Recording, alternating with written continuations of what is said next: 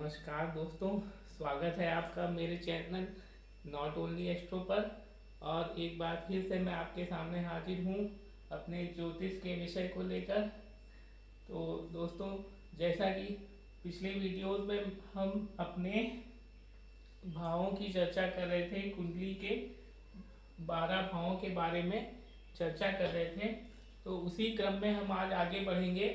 आज हम कुंडली के पंचम भाव की, लग्न कुंडली के पंचम भाव की चर्चा करेंगे। और इसमें मैं आपको बताऊंगा कि हम कुंडली के पंचम भाव से क्या क्या चीज़ें जान सकते हैं अपने बारे में या किसी और के बारे में। ठीक है, तो आइए दोस्तों शुरू करते हैं कुंडली के, लग्न कुंडली के पंचम भाव के बारे में।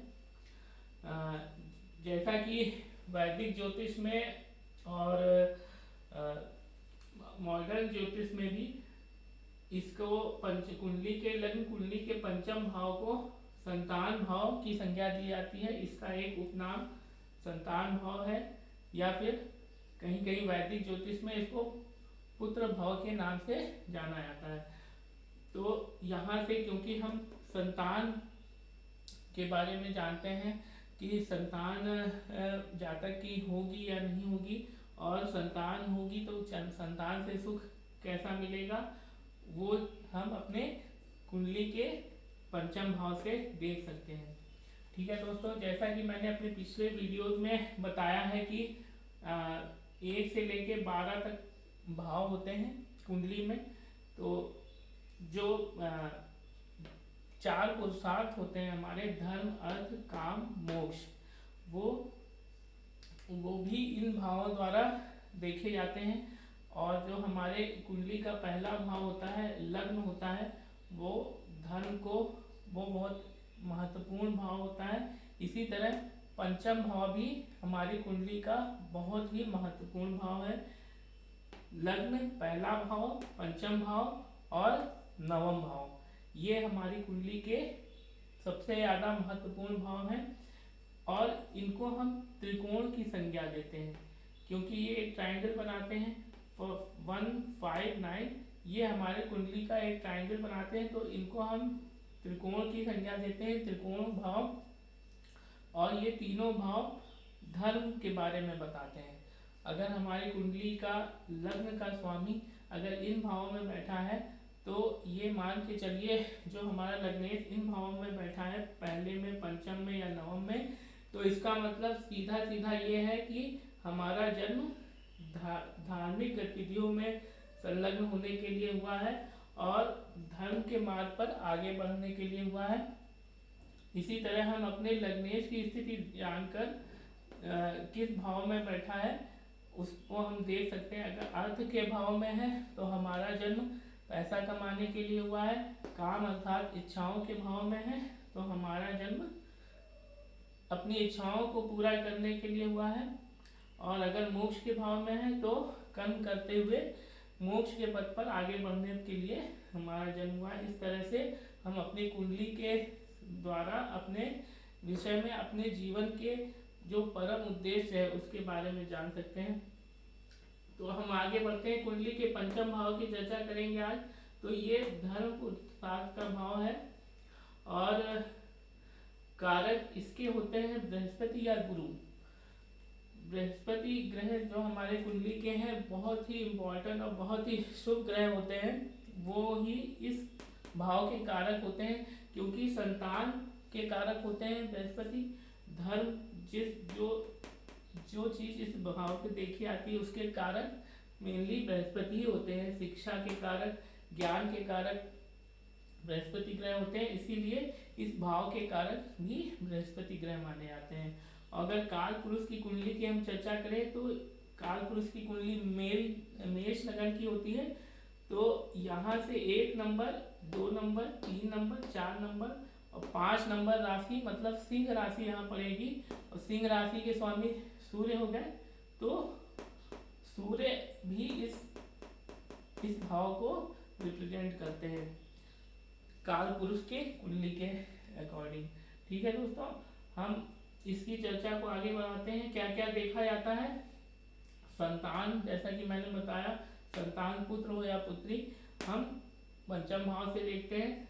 शिक्षा को, ज्ञान को और कला को हम पंचम भाव से देखते हैं कि इन विषयों में हमारी प्रकृति कैसी होगी, वो चीज़ हम पंचम भाव से देखते हैं। रचनात्मकता हमारे अंदर, क्रिएटिविटी का गुण कैसा है, वो हम पंचम भाव से देख सकते हैं। मनोरंजन पंचम भाव से देखते हैं, मतलब मनोरंजन अर्थात हमको कितना सुख मिलेगा, कितनी हमारी हमको खुशियाँ मिलेंगी, वो हम पंचम भाव से देख सकते हैं। मेनली सुख का भाव चौथा भाव भी होता है, और प्रेम का भाव, प्रेम, रोमांस, प्रेम संबंधों का भाव, ये भी हमारा पंचम भाव ही दोस्तों। और खुशियाँ, उत्साह हमारे अंदर कितनी है, वो हम पंचम भाव से देखते हैं। जिस भी जातक की कुंडली में पंचम भाव मजबूत होगा, उनको ये सब चीज़ें मिलेंगी। मजबूत कैसे देखेंगे, अगर इस भाव में कोई शुभ ग्रह हैं, जैसे गुरु, चंद्र, शुक्र, बुध, सूर्य या मंगल।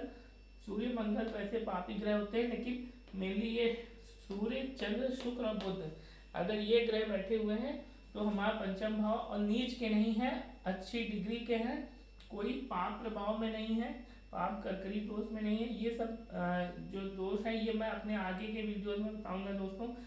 मेनली ये समझ लीजिए एक कि अगर ये शुभ ग्रह बैठे हुए हैं, इसमें सूर्य क्योंकि इस कुंडली का, इस भाव का नैसर्गिक कारक है, इसलिए ये हम सूर्य भी यहाँ मान रहे हैं, मंगल को भी मान रहे हैं, क्योंकि मंगल भी उत्साह का, साहस का कारक होता है, और वो कहीं ना कहीं इस भाव से ये भी देखा जाता है। और हम धर्म तो बता ही दिया, जैसे क्योंकि धर्म पुरुषार्थ का भाव है ये, और अध्यात्म हमारे अंदर कितना है वो यहाँ से देखा जाता है। देखिए दोस्तों, कुंडली में एक जैसा सिद्धांत मैंने बताए थे आप लोगों को कि जिस भाव से उतने ही भाव आगे कोई भाव होता है। जैसे यहाँ पे हमारा देखिए पहला, दूसरा, तीसरा भाव है, तीसरे भाव से तीसरा भाव ये आता है, 1 2 3, तो उस भाव से उतने ही भाव आगे अगर कोई भाव पड़ रहा है, तो वो वाला भाव भी, दूसरा भाव भी पहले वाले भाव के समान गुण प्रदर्शित करता है। क्योंकि ये तीसरे से तीसरा है, 1 2 3, इस तीसरे से तीसरा है, तो ये इस भाव के भी कुछ गुण प्रदर्शित करेगा। इससे उत्साह, साहस, पराक्रम देखा जाता है, तो पंचम भाव से भी देख सकते हैं। और नवम से अगर हम देखें तो नवम यहाँ से गिने, इस भाव पे कितना पड़ेगा, 1 2 3 4 5 6 7 8 9, तो ये नवम भाव से, नौवें भाव से नवम पड़ रहा है। नवम से नवम मतलब इस भाव के भी गुण देखे जाएंगे। तो हमारे नवम भाव से भाग्य देखा जाता है, तो पंचम भाव से भी भाग्य, सौभाग्य आदि देखा जाएगा। ठीक है दोस्तों, इसी तरह कुछ चीजें होती हैं। तो पंचम भाव की कैरेक्टरिस्टिक्स के बारे में आगे चर्चा करते हैं। उत्साह, साहस, धर्म, अध्यात्म देखा जाता है। हमारे पूर्व जन्म में कितने संचित कर्म हैं, जो हमारे संचित कर्म है, पुण्य है, हमारे प्रारब्ध है, उनसे जो हमें पुण्य प्राप्त होगा वो हमको पंचम भाव से देखा जाता है। ठीक है दोस्तों, आगे उच्च शिक्षा का भाव है ये। उच्च शिक्षा का भाव मेनली ग्रेजुएशन से मान लेते हैं। वैसे तो हाई स्कूल भी एक, मतलब हाई स्कूल ऊंचा क्लास माना जाता है, लेकिन यहाँ पे ग्रेजुएशन से हम देख सकते हैं। उच्च शिक्षा का भाव है ग्रेजुएशन, पोस्ट ग्रेजुएशन, पीजी। इसके बाद ज्योतिष विद्या कोई भी विद्या हो, ज्योतिष हो, ज्योतिष भी यहाँ से देखा जा सकता है। और भी जो विद्या जिसमें लोग पारंगत होते हैं, वो सारी विद्याएं यहाँ से हम देख सकते हैं। हमारी विद्याओं के प्रति रुचि कितनी है वो हम यहाँ से देख सकते हैं। हमारी कल्पना शक्ति कितनी है, बुद्धि और समझ जातक के अंदर कितनी है, जिसकी ये कुंडली है, वो हम पंचम भाव से देखेंगे। और भाग्य, क्योंकि नवम से नवम है, तो भाग्य को ये भी बताएगा जुआ, सट्टा, लॉटरी, शेयर मार्केट इत्यादि जोखिम वाले काम। जो दोस्तों जो आज के मॉडर्न युग में लोग शेयर मार्केट में पैसा लगाते हैं, वो सब चीज़ें, उसमें कितना लाभ प्राप्त होगा अगर ये भाव मजबूत है पंचम भाव, तो शेयर मार्केट में हम जोखिम ले सकते हैं, पैसा लगा सकते हैं। म्यूचुअल फंड और जितने भी जो शेयर होते हैं वो हम खरीद सकते हैं, इससे हमको लाभ मिलने की संभावना ज़्यादा हो जाती है।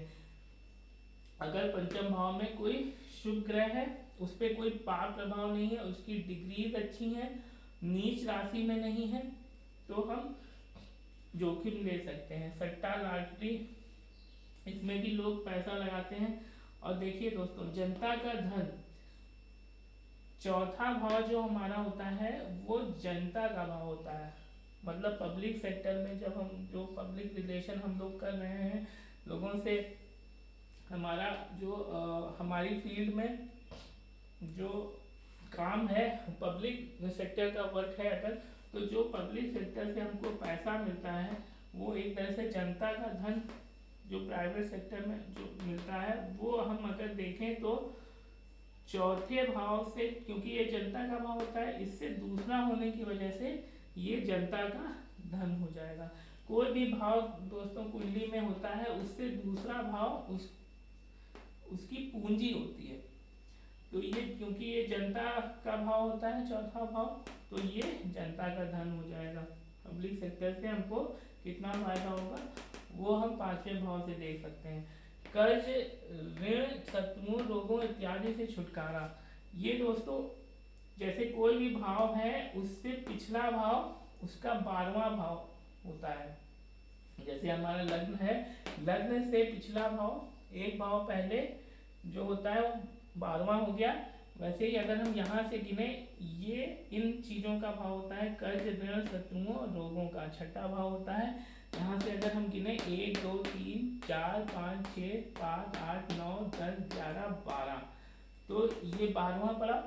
तो ये इस सबसे संबंधित जितनी भी चीज़ें थी उनसे अगर छुटकारा पाना है तो हमको पंचम भाव को मजबूत करना पड़ेगा। तो कर्ज, ऋण, शत्रुओं, रोगों इत्यादि से अगर छुटकारा पाना है तो हम पंचम भाव को मजबूत कर सकते हैं, क्योंकि इस भाव को मजबूत करके इस भाव का व्यय होने लगेगा। रोगों का, कर्ज, ऋण, शत्रुओं का की हानि होगी, मतलब इससे छुटकारा मिल जाएगा। ठीक है दोस्तों, आगे बढ़ते हैं। जीवन साथी की इच्छाएं, लाभ, आय स्रोत इत्यादि का भाव। क्योंकि सप्तम भाव हमारा जीवन साथी का होता है, तो इससे 11वां ये पड़ेगा। देखिए यहाँ से गिनिए 1 2 3 4 5 6 7 8 9 10 11, ये 11 नंबर आया यहाँ से। क्योंकि ये भाव जीवन साथी का है, तो किसी भाव से 11वां भाव, जैसे लगन से 11वां भाव, लगन क्या है, हम हैं, हमारा शरीर है, तो 11वां भाव हमारी इच्छाएं हैं, हमारा लाभ है, हमारी आय है, तो ये हमारा जीवन साथी है। पति है तो पत्नी का, पत्नी है तो पति का ये भाव होता है। और इससे 11वां होने की वजह से ये हमारे जीवन साथी की लाभ, इच्छाओं और इनकम का भाव होता है। ठीक है दोस्तों, आगे चलते हैं। कालपुरुष की कुंडली में सूर्य इस भाव का स्वामी होता है, और शुभ ग्रह इसमें अगर गुरु, शुक्र, बुध बैठे हैं, चंद्रमा बैठे हैं, मजबूत चंद्रमा मतलब शुभ प्रभाव के चंद्रमा, शुक्ल पक्ष के चंद्रमा और अच्छी डिग्रीज में हो, ये हमको कुंडली के सॉफ्टवेयर से इसकी डिग्रीज पता चल जाती हैं। अच्छी डिग्रीज मतलब 15 डिग्री के आसपास हो या लग्न मध्य के आसपास हो। ये थोड़ा सा डीप टॉपिक है दोस्तों, आगे बताऊंगा। ये पहले मोटा मोटा इतना जान लीजिए, ये शुभ ग्रह अगर बैठे हो, सूर्य मंगल भी बैठे हो, तब भी पंचम भाव मजबूत होता है। नीच के नहीं होने चाहिए, पाप प्रभाव में नहीं होने चाहिए। ठीक है दोस्तों, तो ये हमारी पंचम भाव को लेकर आज की चर्चा यहीं पर समाप्त होती है। इसी तरह मैं अपने इंटरेस्टिंग वीडियो आगे भी लेकर आऊँगा और कुंडली के और आगे के भावों की चर्चा करूँगा। तो तब तक के लिए मुझे आज्ञा दीजिए। बहुत बहुत धन्यवाद दोस्तों, बहुत बहुत आभार, नमस्कार।